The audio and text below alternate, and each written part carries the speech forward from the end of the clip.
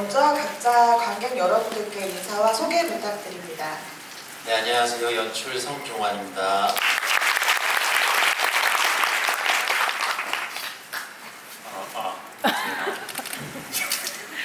안녕하세요. 뮤지컬 베니싱에서 K 역할을 맡고 있는 이주광입니다. 네, 안녕하세요. 김의신 역할의 배우 김도현입니다. 네, 안녕하세요. 명렬 역할을 맡은 기세중입니다. 그럼 바로 질문 드리겠습니다. 처음 베니싱 데모를 읽어보고 김도현 배우님께서는 소재가 신선해서 그 신선함이 작품 안에 잘 어우러지면 좋겠다. 이주광 배우님께서는 이를 어쩌지라는 반응을 주셨는데요. 각자 자신만의 의신, K 명렬이라는 캐릭터를 만들기 위해서 준비하신 것들이 있는지, 그리고 자신의 캐릭터를 연기하면서 가장 중요하게 생각하는 가치는 무엇이었는지 한 분씩 부탁드립니다. 네, 주광... 저편 더 할게요. 제가 알겠습니다. 저는 사실 처음에 대본 받았을 때 이제 극 전체가 굉장히 쓸쓸하다라는 느낌을 정말 많이 받았어요. 이제 연출님하고 저희 이제 테이블 리딩 할 때부터 얘기했던 말인데, 저는 제 명렬이 마지막에 정말 쓸쓸하고 고독하게 끝났으면 좋겠다라는 말을 굉장히 많이 했거든요. 그래서 포커스를 그쪽으로 많이 맞췄고, 그러다 보니까 중간에 이제 제 캐릭터들이 하는 말들이나 그런 말들이 정말 진심으로 형을 좋아했고 진심으로 형을 존경했고, 근데 형의 모습에, 형이 변하는 모습에 나는 그거에 실망해서 나는 형을 존경했으니까 나는 그 자리에 가야지, 정말 순수한 캐릭터로 접근을 해야겠다는 생각을 좀 많이 했어요. 처음에 받았던 이미지는 전 이게 제일 큰 이미지였습니다. 네, 가치를 말씀하시죠. 가치. 죄송해요. 제가 좀 멍청해가지고. 가치는 한번 말씀하고 있으면 되게 한번 돌아갔다고요? 한번 돌아갔다고요? 다시 한번 생각해보겠습니다. 하나씩. 제가 처음에 대본을 처음 받았을 때 소재가 너무 신선해요 라고 얘기를 했었던 이유는 그냥 딱 하나입니다. 뱀파이어가 나오는데 뱀파이어 취급을 안 해주니까 그게 너무 신선했어요, 개인적으로. 그리고 연출님께도 초반에 제가 말씀을 드렸었던, 건의를 드렸었던 부분 중에 하나가, 저는 이 작품이 개인적으로 이 세 가지는 되지 않았으면 좋겠다. 하나는 의학 드라마가 되지 않았으면 좋겠다. 또 하나는 그 호러물이 되지 않았으면 좋겠다. 또 경성의 배경이다 보니까 또 하나는 역사극이 되지 않았으면 좋겠다. 이 세 가지가 아닌 어떤 인간의 휴먼 드라마가 됐으면 좋겠다라는 얘기로 이제 저의 생각을 시작을 했고요. 그러다 보니까 제가 계속 갖고 있었던 어떤 의신으로서의 흐름은 그냥 사랑하고 싸우고 이해하자, 이 세 가지만 정확히 짚히면 소통할 수 있을 것이다 라고 믿고 여기까지 온 것 같습니다. 네.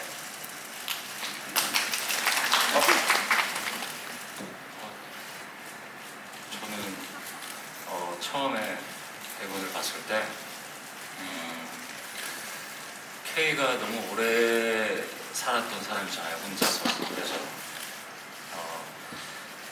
정말 그 정도 오래 혼자서 고립되어서 살면, 그리고 인간이었지만 그 인간을 먹어야 살 수 있으니까 그게 얼마나 오랜 세월 축적되고 이렇게 쌓여오면 과연 인간은 어떤 형태로 변화할까? 아예 정반대의 인격이 될까? 아니면 다시 그걸 어떤 한 부분을 유지하려고 할까? 이런 되게 그런 부분을 많이 고민했고요. 그래서 표현하려면 어떻게 표현해야 될까? 되게 상투적인 어떤 이빨이 막 송분기가 나오고 눈이 빨개지고 막 이런, 처음에 그렇게 하고 싶진 않았고, 그리고 병으로 인지하고 있는 의신과의 합에서 나 혼자 으르렁 대봤자 받아주는 사람이 이렇게 받아주니까 K 입장에서는 이게 너무 차이가 나도 언밸런스해지고 좀 뭔가 저 혼자 쇼하고 있는 느낌이 들지 않을까라 생각이 들어서, 그 부분에 대해서 이렇게 밸런스 조절하는 게 제가 제일 고민했던 부분이에요. 그리고 그렇게 보이지 않는, 대사도 많지 않은 이 상황 안에서 얼마만큼 그 전사를 쌓아왔을 때 보시는 관객분들이 그냥 서 있는 것만 봐도, 혹은 저 사람의 한마디만 들어도 아 세월이 좀 느껴졌으면 좋겠다라는 생각을 했어요. 제가 중요하게 생각했던 가치. 좀 말씀해 주세요.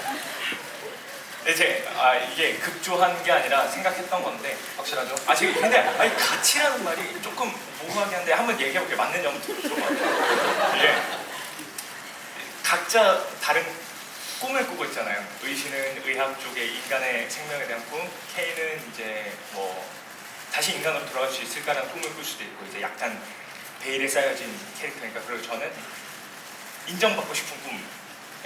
그게 굉장히 좀 공감이 갔거든요. 인정받고 싶다.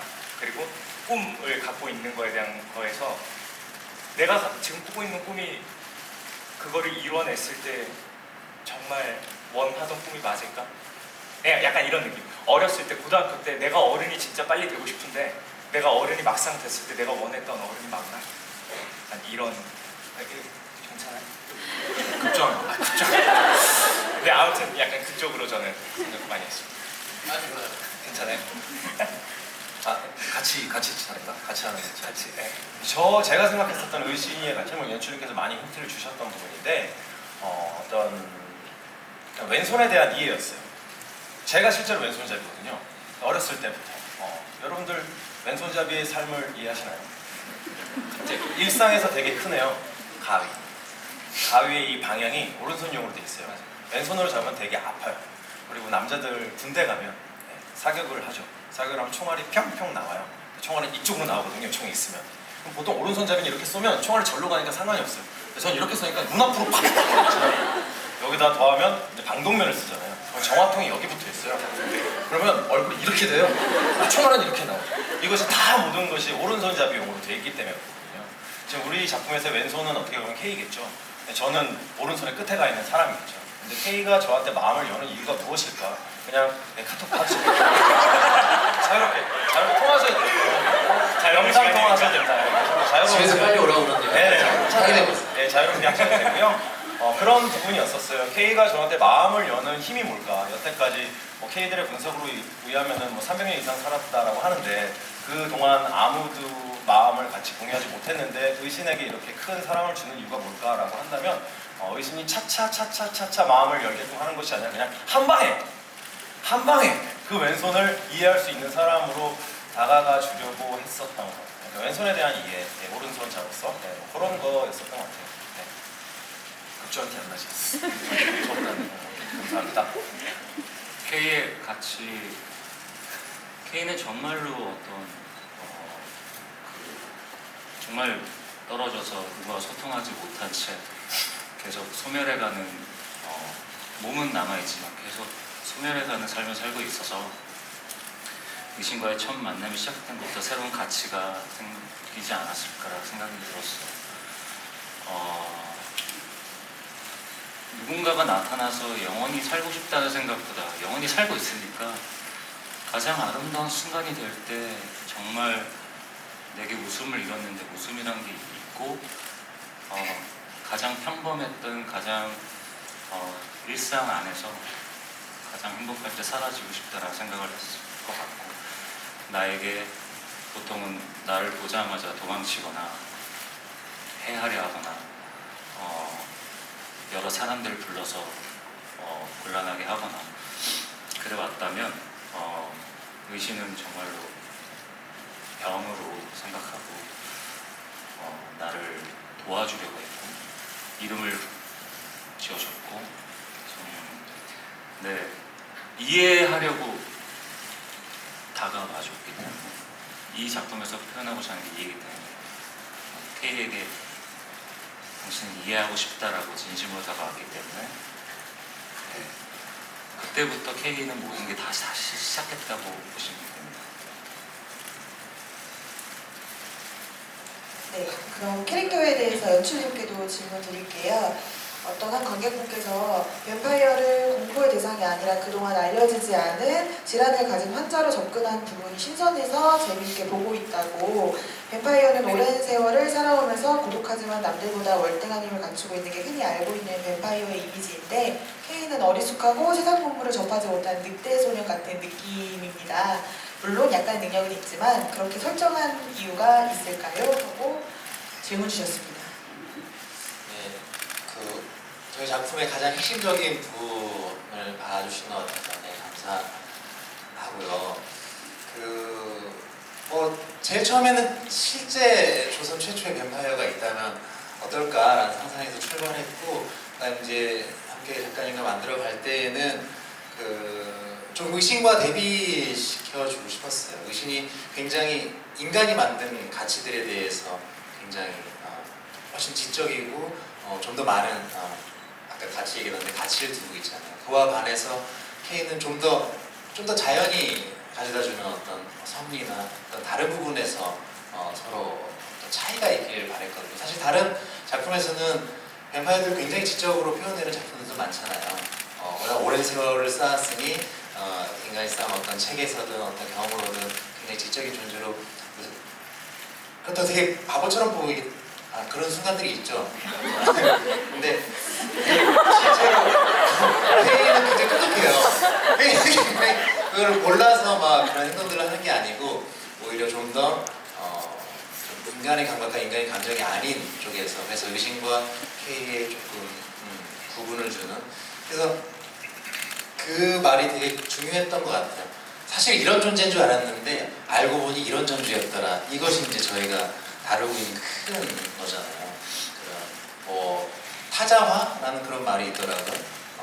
어떤 다른 이질적인 부분들을 조금 부각시켜서 공동체에서 조금 소외시켜버리는 그런 행동들을 우리 인간들이 하잖아요. 저도 옛날에 저는 반공 교육을 받았던 세대인데 북한 사람들 늑대로 묘사했었거든요. 그럼 어린 나이에 실제 늑대라고 생각을 했었어요. 근데 막상 만나보면 똑같은 사람이잖아요. 또 요새는 또 영화 같은 데서 조선족 분들을 이제 무섭게 묘사하잖아요. 사실 개인의 차이인데 조선족은 이럴 거야. 내 누군지 아니? 막 이러면서 성기형님 상 받으시고 축하드립니다.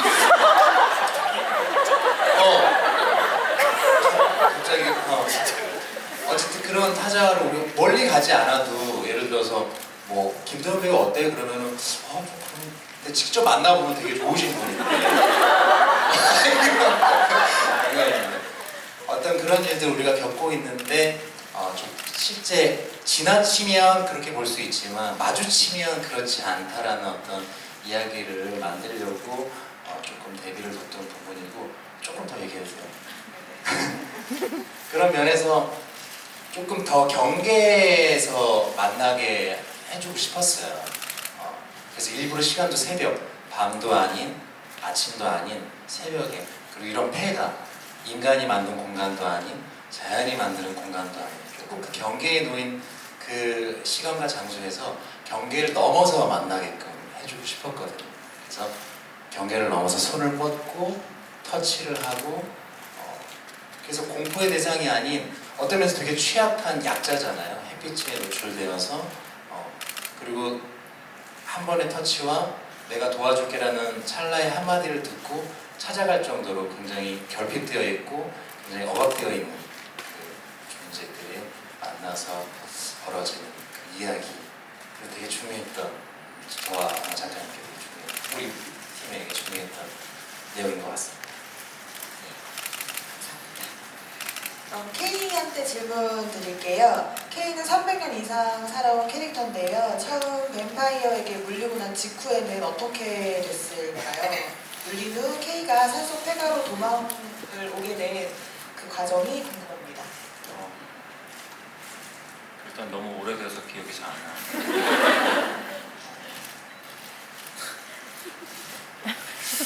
일단 물리고 난 다음에 너무 혹은 의신 이상으로 충격을 받았을 거라고 생각해요. 그래서 뿌리치고 뛰쳐나와서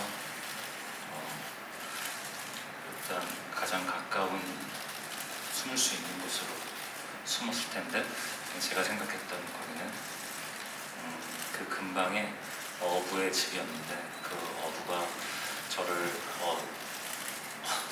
어떻게든 자고 갈 수 있게 했는데 저도 모르게 정신을 차려보니까 그 어부를 흡혈을 했더라고요. 그래서 너무 충격적이라서 K도 다시 거기를 벗어나게 되죠. 그 지역이 시끄럽게 되고 집으로 갔는데 집으로 갈 수가 없더라고요. 이미 제 상태는 더 괴물 같은 모습이었기 때문에 인간적으로 하는 게 아니라 너무 본능으로 움직이는 상태로 바뀌었기 때문에 집으로 갔지만 그 이후로 집으로 갈 수가 없었어요. 사람들이 날 마주칠 때마다 비명을 지르고 놀래는 어떤 그런 장면이 되었고 계속 숨어 살 수밖에 없게 되었죠. 그래서 몰래 밤에만 활동할 수 있는 걸 알게 된 다음에 괴로워하다가 자기 집을 기웃거리거나 부모님이 어떻게 살고 있는지를 그냥 밤에 멀리서 지켜보고 저희가 정혼자가 있었으면 정혼자에게 나와 정혼을 했지만 다른 사람에게 시집을 간 거를 멀리서 구경하고 그 사람이 병을 얻어 죽더라도 무덤까지 혼자서 말없이 기다리고 있는 그냥 홀로 그 밤엔 사람들이 안 돌아다니니까 그렇게 하다가 고치려고도 노력을 해보기도 하고 했지만 힘들었을 거라고 생각해요. 그렇게 하다가 점점 도망 다니고 점점 사람이 많은 곳으로 가게 되고 안 그러면 살 수가 없으니까 그렇게 하다가 그 폐가까지 가게 된 겁니다. 끝나시죠. 네. 너무 오래돼서 기억이 잘 안 나요. 너무 기억 안 나는 부분을 네네. 작가님과 나눴던 네, 얘기 너무 조금 선배님이어서 보태드리면 그 작가님은 그렇게 말씀하시더라고요. 되게 300년 전에 부잣집 꿈도 포부도 많았던 부잣집 자제였던 그 아무개가 되게 신나게 한국에 가서 이양인들과 교류하다가 거기에 속해 있던 뱀파이어에게 투표를 당한 이후에 더 함께하자는 제안을 거절하고 홀로 되었을 때 그 이후로 이제 소문이 났겠죠. 아무개가 뭐 미쳤더라 혹은 귀신이 씌었더라. 여기서부터 이제 조금 전에 말씀드렸던 인간의 어떤 좀 소외시키는 어떤 그런 행동들이 당연히 그럴 수밖에 없었겠지만 근데 그런 생각도 해봐요. 얘를 어떻게든 인정하고 서로 피를 나눠서 얘를 함께 구성원도 살아갔으면 어땠을까. 그것도 가능한 일이잖아요. 사실은 우리가 좀 더 생각을 그쪽을 쓴다면. 근데 어쨌든 인간의 본성대로 이를 배척해서 그래서 그 아버지가 그리고 가족들이 절에 숨겼다라고 말씀해 주시더라고요.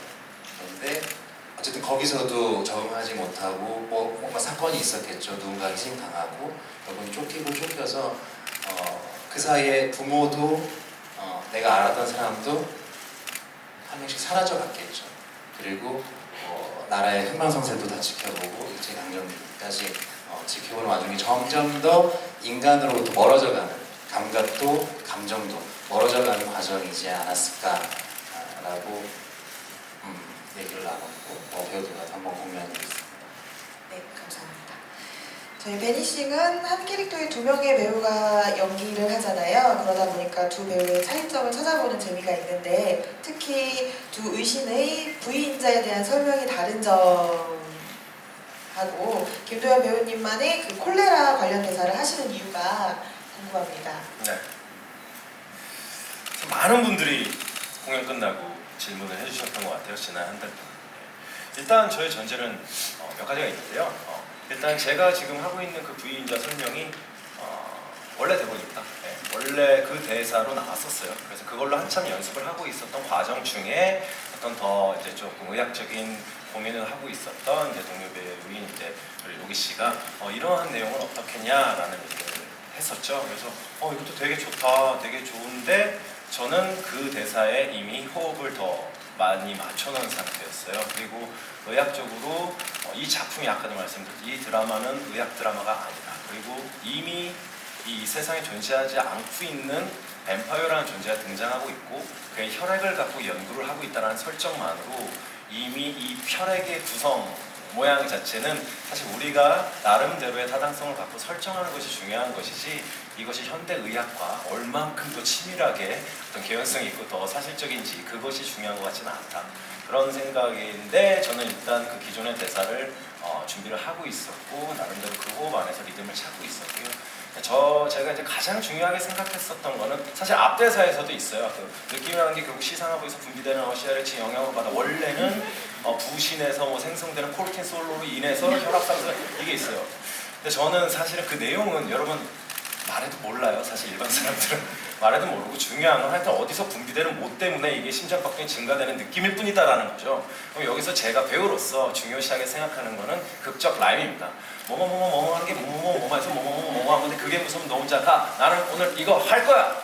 따라라라라. 제가 중요시하게 생각하는 건 뮤지컬 베네시입니다. 뮤지컬 베네시에서 어느 정도 정보 선상까지 여러분과 소통을 하고 어느 정도 이론이면 여러분들이 납득해 줄 수 있는 범위 내에서 정보 전달이면 가능하다. 충분히 괜찮다라고 생각을 했고요. 왜냐면 의학 드라마가 아니기 때문에. 그리고 우리 드라마는 휴머니즘이기 때문에 이 뮤지컬적인 어떤 리듬 이런 것을 찾는 것이 더 중요하다고 생각을 해서 그 부위 인자에 대한 설명은 이제 그렇게 생각을 했었고요. 그리고 실제로 의사의 그 혈액 관련된 그 의사이신 분에게 직접 물어봤어요. 두 가지 다. 저희에 나온 이게 말이 됩니까? 그러니까 뭐로 해도 말은 안 되는데 뭐로 해도 말이 이럴 일이 없는데 굳이 뭐 하겠다고 하면은 뭐 그래 뭐 둘 다 말은 돼라고 일단 말씀을 들었기 때문에 이제 별 문제는 없을 거라고 생각했고 어쨌든 제가 중요하게 생각했던 건 그 CRH 영향 그 대사도 그렇고 이 V 인자도 그렇고 적혈구 백혈구 혈소판 적혈구 백혈구 혈소판 뽁! 네. 이런 것들 이런 어떤 리드미컬한 라임을 통해서 여러분들과 조금 더 초반 장면에서 조금 더 친숙해지고 조금 더 마음을 열게 만들고 그래서 후반에 이랬던 애가 흡혈귀로 변해가는 과정이 조금 더 안타깝게 느끼게 해드리고 싶었던 어떤 그런 쪽에 저는 포커스를 더 맞췄던 거고요. 실제로 제가 이 작품을 하면서 이시안 캐릭터를 만들어가면서 속에서 이제 상상하고 있었던 그 캐릭터는 여러분들 공감하실지 모르겠지만 저는 그랬었어요. 그 세월간이 보셨어요? 네, 세월간의 그 리더 기억나세요? 네, 저는 사실은 그 아이, 그런 천재를 가슴속에 좀 담고 연기를 했어요. 물론 세월간이는 그 끝까지 해피엔딩으로 가지만 그 아이가 만약 흡혈귀가 된다면 어떤 모습이 나올까요? 네, 저는 뭐 제가 했던 거랑 크게 다르지 않을 거라 생각해요. 약간 그런 느낌으로 좀 밝은 기운을 시작해서 점점 어두워가는 그런 거를 좀 포커스를 맞췄었고 그 콜레라 부분 같은 경우에는 되게 명확해요. 콜레라는 이제 제가 찾아온 그 내용이긴 한데 제 부모님이 콜레라로 돌아가셨다고 했고 부모님이 콜레라로 돌아가셨는데 사람들이 귀신이네, 귀신인한테 뭐 한 병이네 이러면서 뭐 팥죽을 뿌리고 구슬했네 그러면서 처참하게 돌아가셨네 그런 유년 시절을 보냈던 아이가 부모님의 병에 대해서 정확하게 모를 리 없다라는 생각에서 근데 호열자를 저는 사실 몰랐어요. 제가 무식해서 그런지 호열자 알았어? 호열자 알았어? 호열자가 아니라 콜레라 이게 무슨 얘기인지 잘 몰랐었어요. 사실 호열자가 아니라 콜레라가 뭐지? 호열자가 아니라 병이 호열자라는 병이 있고 콜레라가 있는데 그게 호열자가 아니라 콜레라라는 병 이건가? 그래서 찾아본 거예요. 사실 되게 무식해서 그런데 호열자 발음을 잘못한 게 콜레라의 발음을 잘못한 게 호열자였구나. 이게 중국어로는 벌리아라 이렇게 하나 보죠. 근데 그게 한자로 쓰면 호열날이래요. 근데 그 날자를 조선시대에서 우리나라에서 넘어올 때 그 날자를 자자로 잘못 표기를 했대요. 그래서 호열자가 된 거래요. 근데 사람들은 다 호열자 걸렸어 이렇게 얘기를 하는데 저희 부모님도 당시 사람들은 호열자 걸렸다고 얘기를 했겠죠. 근데 그 병에 대해서 의학도가 되면서 알아보는 과정 중에 호열자라는 것 자체가 잘못된 표기고 콜레라가 무슨 병인지 연구를 했겠죠. 그러면서 그 호열자라고 말하는 사람들한테 약간 민감하게 반응할 수 있을 거라고 생각을 했어요. 그리고 저처럼 저와 같은 지적 수준을 갖고 계신 분들한테 콜레라, 호열자가 아니라 콜레라를 설명해드리고 싶은 마음도 있어요. 마치 자기들은 다 알고 있었다는 양처럼 이렇게 말씀하실 수도 있는데 하여튼 그런 의도가 있었다는 거 그렇게 말씀드리고 싶습니다. 그래서 어제 관객과의 대화를 보시는 분이 계실지 모르겠지만 이런 식으로 이제 연습실에서 두 의신이 이렇게 설명을 하면 두 말이 다 맞는 거예요. 그러니까 도현이 형 하시는 그 의신을 보면 마치 인터넷 강의 듣는 것 같기도 하고 그게 쏙쏙 뻑뻑 하면서 이게 잘 들어와서 아니, 일단 의사 선생님께서 둘 다 말은 안 된다고 하셨어요. 둘 다 말은 안 되는데 굳이 하자면 둘 다 맞다 뭐 이렇게 해주셨기 때문에 뭐 큰 문제는 없다고 봅니다. 네, 감사합니다. 네. 그 K가 처음 폐가에서 의신을 만나고 그날 밤 바로 의신을 찾아가잖아요. 네. 의신을 찾아간 이유와 찾아갔을 때의 심정이 궁금합니다. 아까 줄님이 말씀하신 거와 합쳐지는데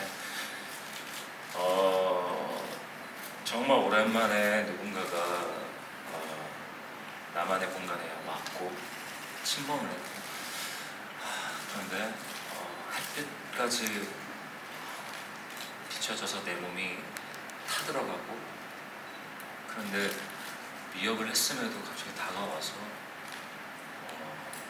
자기 의사라고 지겠다고 하면서 제 몸에 터치까지 하는 그게 있을 수가 없는 건데 그게 너무 괴롭기도 하고 근데 여러 감정이에요. 그래서 저는 좀 그때 눈물이 나오더라고요. 이게 어쨌든 상처가 됐고 물리적인 상처로 나도 모르게 반응하는 효과가 눈물이라고 생각하는데 거기다가 방금 뭐지 하고 뭔가 정신을 차리기도 전에 뭔가 딱 지나가 버린 어떤 그런 온기 같은 게 느껴져요.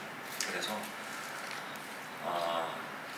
찾아오랬으니까 찾아가야겠다. 하지만 일단 내가 있는 곳을 알고 저 두 명이 누군지 모르지만 내가 있는 곳을 알고 있으니까 찾아가서 한번 들어보고 내가 듣고 싶은 그게 아니다 그러면 죽여야겠다라는 생각을 했어요. 죽이러 간 겁니다. 네. 전 죽이러 갔다가 부모님 콜레라 뭐 하나하나씩 자기께서 꼭 고칠 수 있습니다라고 제 눈을 똑바로 쳐다보면서 또 저를 인간이라고 해줬기 때문에 그 알 수 없는 믿음과 기대감을 갖게 됐고 비밀 연구가 시작된 거죠. 그런 면에서 유신은 편견이 없었던 거죠. K를 바라보고 있었어요.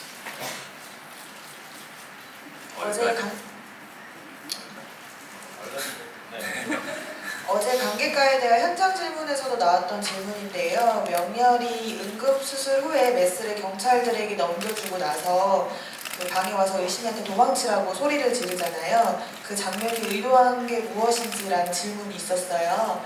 이 장면에 대해 그 연출님과 기대종 배우님의 의견도 궁금합니다. 연출님 먼저 말씀해 주시겠어요? 네, 뭐 어제 윤규 배우님도 말씀을 해주셨고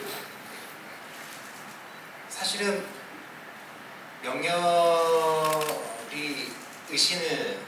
의신과 이제 그 긴 관계 속에서 어릴 때는 굉장히 그 유년 씨에 대해서도 이야기를 좀 느낌이 나오는데 굉장히 형을 잘 따랐고 사실은 의신의 의학 공부도 명렬의 집안에 의해서 명렬의 많은 도움으로 이루어지고 있고 첫 장면의 이 시체 해부 자체도 명렬에 의해서 명렬의 도움으로 많은 부분을 사실 명렬이 의신에게 도움을 주고 따르면서 하지만 사실은 명렬도 하나의 독립된 존재로서 어느 순간 나도 이렇게 아까 뭐 가치에 대해서 설명했을 때 저는 아주 굉장히 인상 있게 잘 들었는데 내가 어른이 되면 이런 어른이 되고 싶어.